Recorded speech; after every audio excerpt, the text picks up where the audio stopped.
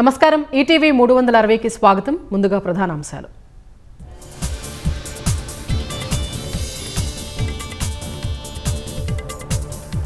విశాఖలో నౌకాదళ శక్తిని చాటిన అంతర్జాతీయ ఫ్లీట్ రివ్యూ. ప్రపంచ దేశాల ఐక్యతకు ప్రతీకగా నిలిచిందన్న రాష్ట్రపతి. ఇకపై ఏడాదికి 4 సార్లు ఓటు హక్కు నమోదుకు అవకాశం. పంచాయతీరాజ్ చట్ట సవరణ బిల్లుకు శాసనసభ ఆమోదం.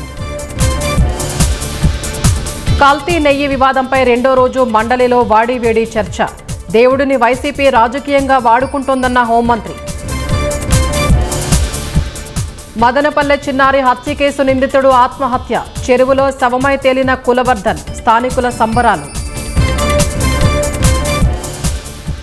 విడాకులిచ్చిందన్న కోపంతో మాజీ భార్య హత్య. హైదరాబాద్ వనస్థలిపురంలో మొదటి భర్త దారుణం.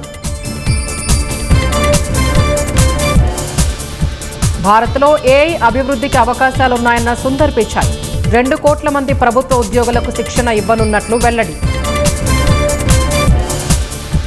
రష్యా నుంచి భారత్కు 40% పడిపోయిన దిగుమతులు. అమెరికా వాణిజ్య ఒప్పందంతో ముడి చమురుకు భారీ కోత.